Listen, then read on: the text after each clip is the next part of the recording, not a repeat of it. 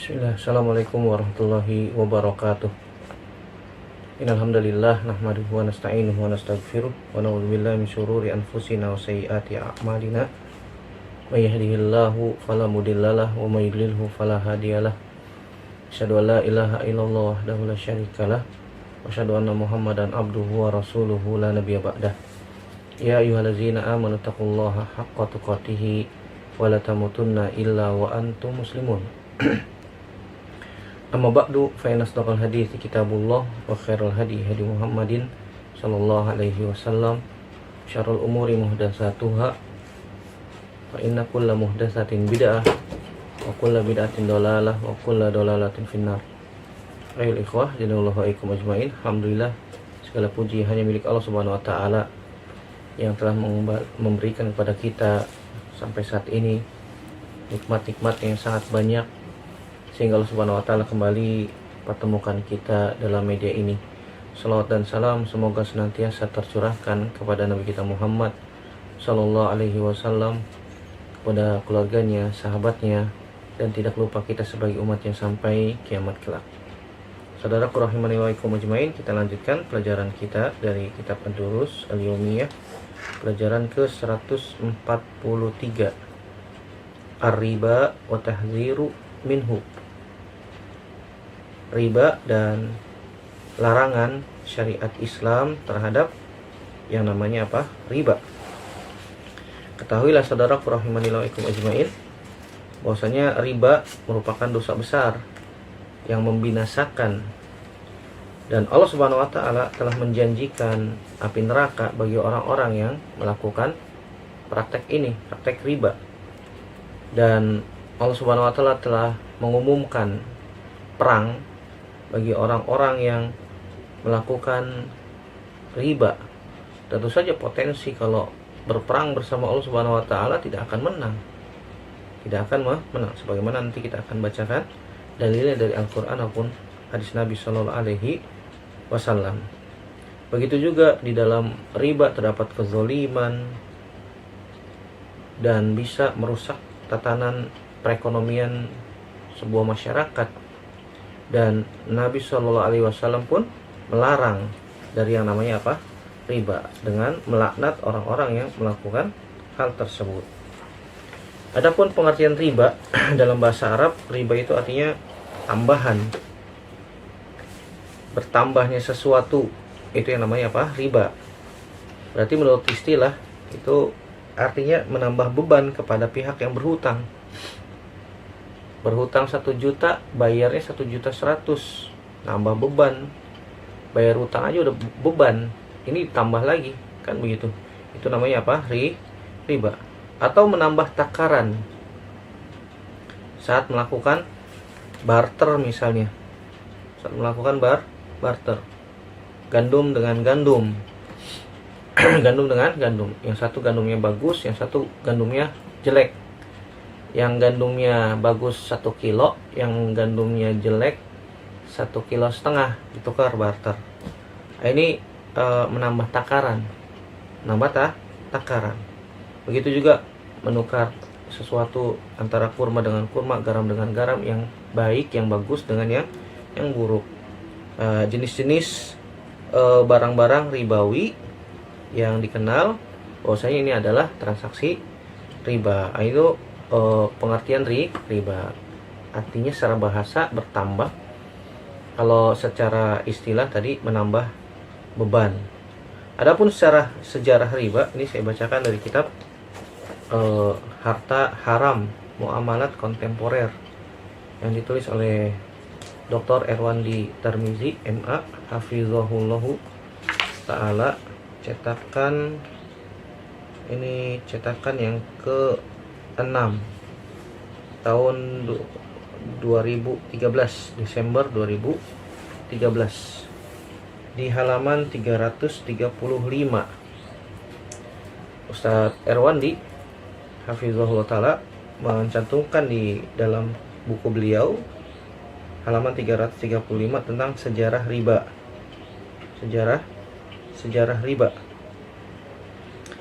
yang diambil dari kitab Al-Manfa'atu fil Qardi Dr. Abdullah Al-Umrani. Beliau menyebutkan di sini, riba merupakan penyakit ekonomi masyarakat yang telah dikenal lama dalam peradaban manusia. Beberapa pakar ekonomi memperkirakan bahwa riba telah ada sejak manusia mengenal uang, mengenal emas dan perak. Riba dikenal pada masa peradaban Farao di Mesir, peradaban Sumeria, Babilonia, dan Assyria di Irak, dan peradaban Ibrani Yahudi. Termaktub dalam kitab Perjanjian Lama bahwa diharamkan orang Yahudi mengambil riba dari orang Yahudi. Namun dibolehkan orang Yahudi mengambil riba dari orang di luar Yahudi. Subhanallah, ini orang Yahudi. Sesama Yahudi diharamkan memakan riba, tetapi mereka membolehkan mengambil riba dari selain orang Yahudi. Makanya target mereka siapa? Kaum muslimin. Target mereka kaum muslimin. Sehingga ketika kaum muslimin perekonomiannya dijadikan dengan sistem riba, maka perekonomian kaum muslimin bisa hancur. Tujuannya itu.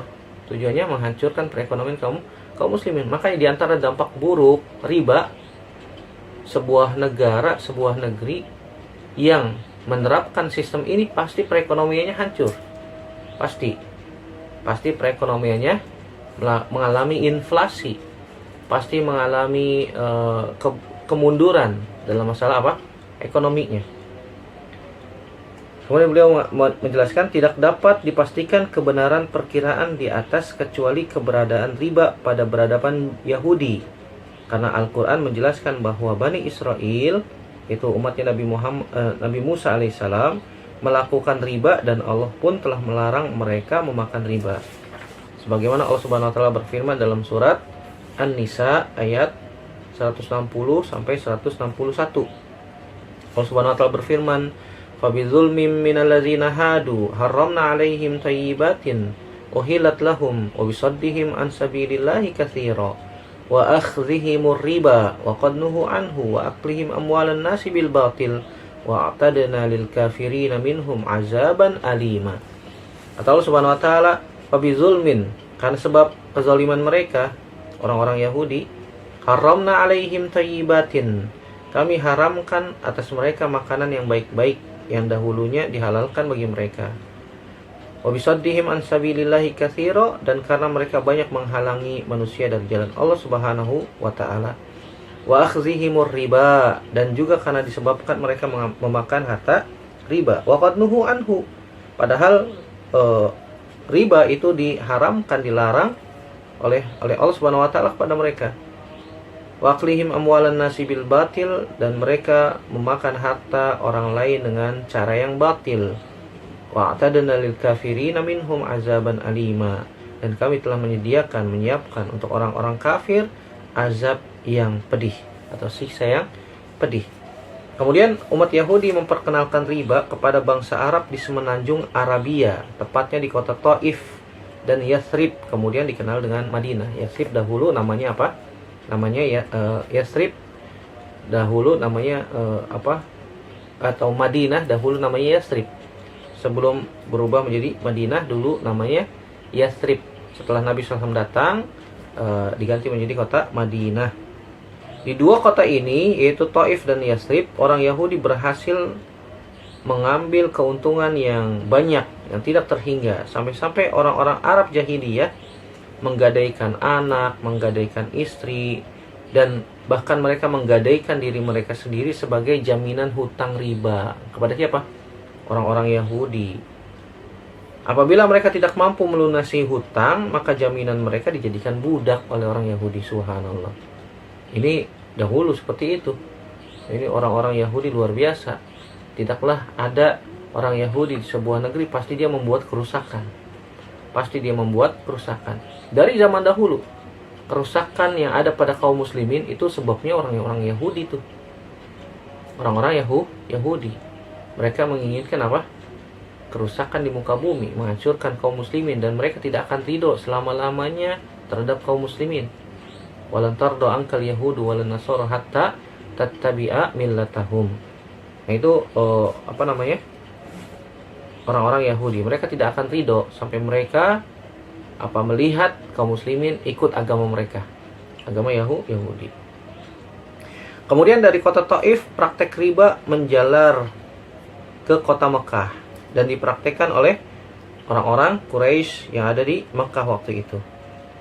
Maka riba semakin banyak di kota Mekah dipraktekkan, sebagaimana kita ketahui dalam khutbah Nabi SAW di Padang Arafah pada Haji Wada, beliau mengatakan, waribal jahiliyah maudu'un, riba jahiliyah telah dihapuskan, wa awwalu riba adau ribanan riba Abbas ibni Abdul Muttalib fa innahu maudu'un kulluhu.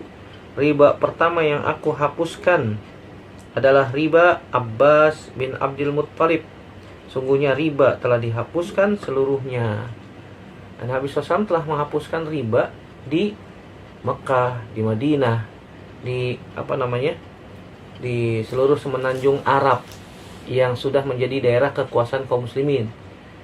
Tahun 10 Hijriah Nabi SAW melakukan haji wada yang diikuti oleh kaum muslimin sebanyak kurang lebih 90.000 kaum muslimin. 90.000 kaum muslimin. Itu tahun 10 Hijriah Nabi haji bersama 90.000 kaum muslimin. Subhanallah. Nabi SAW umumkan riba telah dihapus di Jazirah Arab. Sebagaimana riwayat Imam Muslim tadi sudah sebutkan ya. Apa saja bentuk-bentuk riba yang dilakukan oleh orang-orang jahiliyah? Di antara yang pertama, seseorang memberikan jaminan misalnya 10 keping emas dalam waktu yang ditentukan dengan syarat nanti dibayarnya 11 keping emas. Jadi bentuk riba yang pertama, seorang meminjamkan 10 keping emas misalnya, contoh,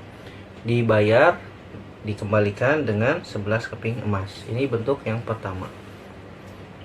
Yang kedua, seorang meminjam 10 keping emas jika jatuh tempo pelunasan dan ia belum mampu membayar, ia mengatakan, beri saya masa tempo, nanti piutang Anda akan saya tambah. Ini juga bentuk apa? Bentuk riba. Yang ketiga, seorang memberikan pinjaman modal usaha misalnya 100 keping emas. Setiap bulannya dia mendapatkan bunga 2 keping emas. Naruh saham modal sebagai pinjaman 100 keping emas. Setiap bulan dia mendapatkan bunga 2 keping emas. Bila telah sampai masa yang ditentukan, si peminjam harus mengembalikan modal utuh sebanyak 100 keping emas. Jika ia telat membayarnya, melunasinya, maka terkena denda keterlambatan. Dan terkadang rasionya, perbedaannya itu lebih besar daripada bunga bulanan yang didapatkan. Subhanallah. Yang keempat, seseorang membeli barang dengan cara tidak tunai. Bila dia belum melunasi hutang pada saat jatuh tempo, maka ia harus membayar denda keterlambatan, atau disebut dengan bahasa kita penalti, selain melunasi hutang pokok. Ini disebutkan oleh Ustadz Erwan di sini di dalam kitabnya, kitab Harta Haram Muamalat Kontemporer, halaman 336 sampai 337. Sekarang kita bahas apa hukum riba. Jelas ya, hukum riba haram dan termasuk dosa besar. Tidak ada seorang muslim pun yang mengatakan riba itu halal, nggak ada. Seburuk-buruknya kaum muslimin, dia akan mengatakan riba. Apa hukumnya riba? Pasti dia mengatakan apa? Haram. Haram. Dan Al-Quran sangat jelas menjelaskan tentang masalah ini dalam surat Al-Baqarah ayat 275. Allah Subhanahu wa taala mengatakan, wa ahallallahu al-bai'a wa harramar riba. Allah Subhanahu wa taala menghalalkan jual beli dan Allah Subhanahu wa taala mengharamkan apa? Riba. Itu juga di dalam ayat selanjutnya. Ayat 276 surat Al-Baqarah. Allah Subhanahu wa taala menyebutkan, allazina ya'kuluna riba la yakumuna illa kama yakumul ladzi yatakhabbathu asyaitanu minal mas. Dzalika bi annahum qalu innamal bai'u mithlu riba wa ahallallahu al-bai'a wa harrama riba. Faman jaa'a mau'izatum min rabbih fantaha falahu ma salaf wa amruhu ilallah wa man 'ada fa ulaika ashabun nar hum fiha khalidun. Ini ayat 275 ya. Ayat 276 ya. Allah mengatakan yamhaqullahu riba wa yurbis shadaqat wallahu la yuhibbu kulla kaffarin athim. Allah Subhanahu wa mengatakan, berfirman dalam surat Al-Baqarah ayat 275 276. Orang-orang yang makan harta riba, mereka akan dibangkitkan dalam keadaan seperti orang yang kemasukan setan. Seperti orang yang kemasukan setan. Kenapa? Karena mereka dahulu mengatakan jual beli itu seperti riba. Padahal Allah Subhanahu wa taala menghalalkan jual beli dan mengharamkan apa? Riba. Siapa saja yang telah datang kepadanya peringatan tentang riba itu haram, kemudian dia melakukannya, maka hendaknya dia bertaubat kepada Allah Subhanahu wa taala. Maka berhenti dari melakukan praktek itu. Kecuali yang telah lalu dia pernah melakukan, bertaubat kepada Allah Subhanahu wa taala, dan semoga Allah terima taubat kita dan jangan lakukan lagi. Siapa yang sudah berhenti taubat, dia ulangin lagi, wa man 'ada, kembali lagi melakukan praktek riba, faulaika ashabun nar, kata Allah Subhanahu wa taala. Mereka adalah orang-orang yang akan menjadi penghuni neraka. Hum fiha khalidun, mereka akan menempati neraka dalam jangka waktu yang sangat lama. Yamhaqullahu riba wa yurbis shadaqat. Sedangkan Allah Subhanahu wa taala menumbuhkan sedekah dan menghapus riba. Wallahu la yuhibbu kulla kafarin athim. Allah Subhanahu wa taala tidak mencintai setiap orang yang berbuat kufur dan berdosa. Nah, ini jelas Allah Subhanahu wa taala menyebutkan wa ahallallahu al-bai'a wa harramar riba. Begitu juga Nabi SAW dalam hadis yang sahih riwayat Imam Bukhari dan Imam Muslim dari sahabat Abu Hurairah radhiyallahu taala anhu, Nabi SAW bersabda, ijtanibu as-sab'al mubiqat, jauhilah oleh kalian 7 dosa yang membinasakan. Qalu ya Rasulullah wa ma hunna? Para sahabat bertanya, wahai Rasulullah, apa saja itu? Qala asyirku billah. Yang pertama, syirik, perbuatan syirik kepada Allah Subhanahu wa taala, menyekutukan Allah Subhanahu wa taala. Wasihru, yang kedua sihir, praktek sihir, dukun. Ini dosa besar. Yang ketiga, wa qatlun nafsil lati haramallahu illa bil haq, membunuh jiwa yang diharamkan oleh Allah Subhanahu wa taala untuk dialirkan darahnya kecuali dengan yang hak. Dan kita sudah sebutkan di antara yang boleh dialirkan darahnya sebagaimana hadis Abdullah bin Mas'ud radhiyallahu anhu, orang yang sudah menikah berzina, kemudian orang yang membunuh jiwa, maka balasannya adalah dikisos. Dialirkan. Kenapa? Karena dia membunuh seseorang. Yang ketiga, karena dia murtad. Nah, ini penjelasannya panjang dan sudah kita sebutkan ya. Yang keempat, wa aklur riba. Ini menjadi pokok pembahasan kita. Wa aklur riba, makan harta riba. Ini dosa besar yang membinasakan. Wa aklu malil yatim. Yang kelima, makan harta anak yatim. Yang keenam, wa tawalli yaumaz zahfi, itu kabur, lari dari medan perang, kecuali kalau dia mundur untuk mengatur siasat dan bergabung dengan pasukan yang lain. Ini boleh. Tapi kalau lagi perang dia kabur, melarikan diri, ini dosa besar. Yang ketujuh, kata Nabi SAW, qazful muhsanatil mu'minatil ghafilat, menuduh wanita solehah, wanita yang baik-baik melakukan perbuatan buruk seperti apa? Seperti berzina. Ini tuduhan kepada orang yang tidak tepat. Artinya apa? Orang soleha, wanita baik-baik kok dituduh apa? Berzina. Padahal dia nggak pernah keluar rumah misalnya. Ini hadis dari Nabi SAW yang menjelaskan tentang apa? Hukum riba, bahwasanya riba itu dosa besar. Begitu juga hadis Abdullah bin Mas'ud radhiyallahu anhu yang diriwayatkan oleh Imam Muslim. Kata Nabi SAW, la'ana Rasulullah SAW akila riba wa mukilahu. Nabi SAW melaknat orang yang makan riba dan orang-orang yang melakukan praktek riba.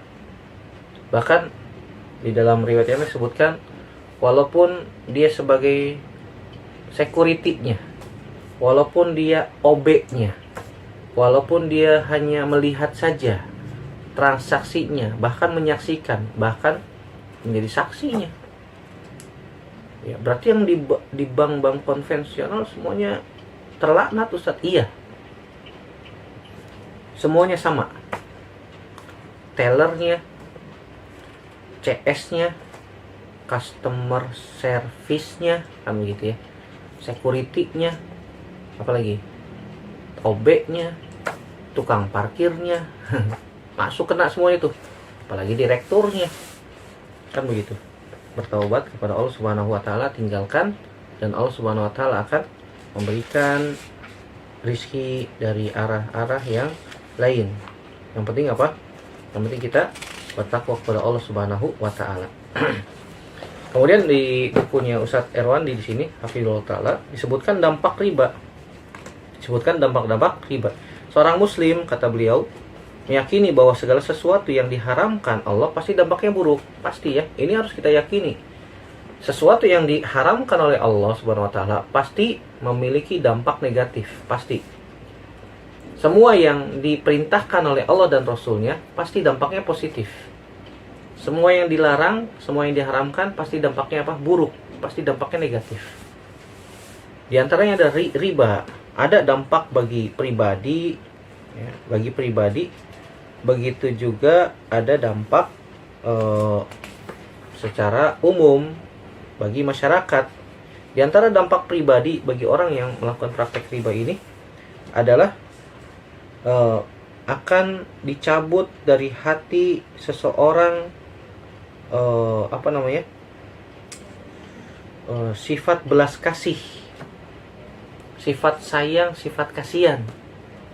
Orang yang melakukan praktek riba atau disebutnya murabi itu praktek orang yang melakukan praktek riba, atau disebutnya rentenir, atau disebutnya pelaku riba.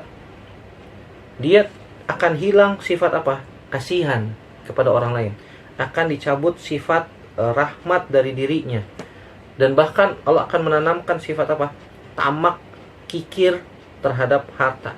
Bahkan dicap sebagai pemuja harta, subhanallah. Padahal roda ekonomi berputar. Tidak selamanya orang itu di atas. Nanti juga dia akan merasakan suatu saat dia akan berada di bawah.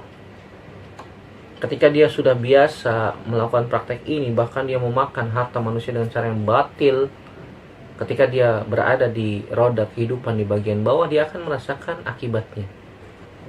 Dan azab Allah Subhanahu wa taala sangat pedih. Nauzubillah, nasallallahu salamata wal afiyah.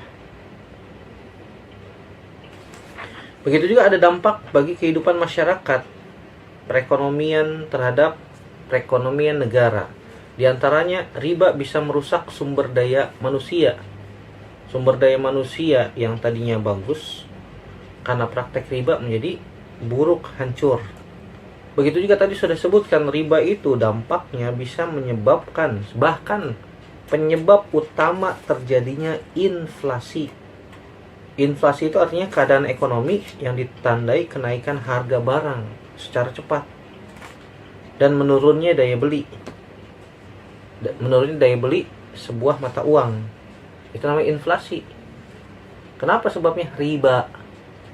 Coba kalau sebuah negeri dihapuskan praktek riba, negeri tersebut akan bagus perekonomiannya. Mau coba silakan. Ya, dari diri kita sendiri ya, kita berusaha untuk menghilangkan transaksi-transaksi yang di dalamnya terdapat apa? Terdapat riba. Begitu juga suku bunga naik secara langsung, harga barang, jasa, barang-barang pada naik harganya, itu karena inflasi itu. Dan karena apa ya? Karena penyebab utamanya adalah riba. Penyebab utamanya adalah riba. Begitu juga riba menghambat lajunya pertumbuhan ekonomi, sehingga laju pertumbuhan ekonomi itu lambat sekali di sebuah negara, di sebuah negeri. Bahkan riba menciptakan kesenjangan sosial yang sangat nyata. Yang kaya sangat kaya, yang miskin sangat miskin. kesenjangan sosialnya luar biasa, sangat kelihatan jelas. Bahkan riba termasuk faktor utama terjadinya krisis ekonomi global. Sebagaimana tahun 2008 ya, krisis ekonomi global itu sebabnya kenapa? Riba. Sebabnya karena riba. Dan yang lainnya, wallahu taala alam bishawab. Jadi riba itu dampaknya buruk, nggak ada yang baik dampaknya riba. Bagi orang yang melakukan prakteknya pun mungkin kelihatannya orangnya kaya, kerja di bank, kan begitu, punya mobil, punya rumah, kelihatannya enak tuh, kelihatannya enak. Tapi nanti di akhirat dia akan menderita dan mendapatkan laknat dari Nabi SAW. Yang dimaksud dengan mendapatkan laknat itu artinya apa? At-tardu an rahmatillah, dijauhkan dari rahmat Allah Subhanahu wa taala. Berarti kalau dijauhkan dari rahmat Allah gimana Ustaz? Berarti dijauhkan dari surga. Kenapa? Karena seseorang itu dimasukkan ke dalam surga karena rahmat Allah, bukan karena sebab amalnya saja. Gimana amalnya bisa menyelamatkan dia? Orang sholat aja nggak pernah, sholat di masjid aja nggak pernah, kan begitu? Kan sholat di rumah Ustaz. Laki-laki itu sholatnya di masjid. Bahkan Nabi SAW memerintahkan sahabat untuk membakar rumah orang yang tidak sholat di masjid. Ini menunjukkan laki-laki wajib sholat di masjid, kan begitu? Ini sholatnya udah bolong-bolong, melalaikan kewajiban-kewajiban yang Allah Subhanahu wa taala wajibkan. Begitu juga dia kerjanya di tempat riba, makan harta riba. Apakah tega kita memberikan istri kita dan anak-anak kita dari bara api neraka? Seorang kepala rumah tangga yang berakal nggak mungkin memberikan makan istri dan anaknya dari harta haram. Dari harta haram. Sama saja mereka memasukkan ke dalam perut istri dan anak-anaknya bara api neraka. Waliyazubillah. Nasallallahu salamata wal afiyah. Semoga Allah Subhanahu wa taala mudahkan langkah kita untuk menjauhi apa saja yang Allah Subhanahu wa taala haramkan. Semoga Allah Subhanahu wa taala memberikan taufik kepada kita dan memudahkan kita untuk mencari harta-harta yang halal. Dan harta yang halal itu akan berpengaruh kepada istri dan anak-anak. Berpengaruh kepada istri dan anak-anak.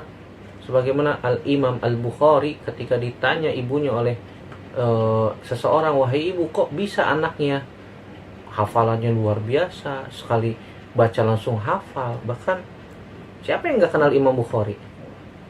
Sampai hari kiamat dikenal Imam Bukhari. Kata ibunya apa? Saya tidak pernah memberikan makan kepada Muhammad, itu Muhammad bin Ismail Al-Bukhari, namanya Muhammad Al-Imam Bukhari, dari harta yang haram. Ada harta yang haram. Gimana kalau misalnya bapaknya kerjanya di tempat yang haram, makan harta riba dan seterusnya. Semoga Allah Subhanahu wa taala memudahkan langkah kita agar kita bisa mencari harta yang halal, yang thayyib, yang diberikan juga kepada anak dan istri kita. Semoga Allah Subhanahu wa taala menutup usia kita dengan husnul khatimah dan dimasukkan ke dalam surga tanpa hisab dan tanpa azab. Amin ya rabbal alamin. Demikian yang bisa kita sampaikan, semoga bermanfaat. Yang benar datangnya dari Allah Subhanahu wa taala saja, yang salah murni dari saya pribadi. Kita bertaubat kepada Allah Subhanahu wa taala dari kesalahan-kesalahan kita. Aqulu qouli hadza astaghfirullah li wa lakum. Subhanaka Allahumma bihamdika asyhadu an la ilaha illa anta astaghfiruka wa atubu ilaik. Wassalamualaikum warahmatullahi wabarakatuh.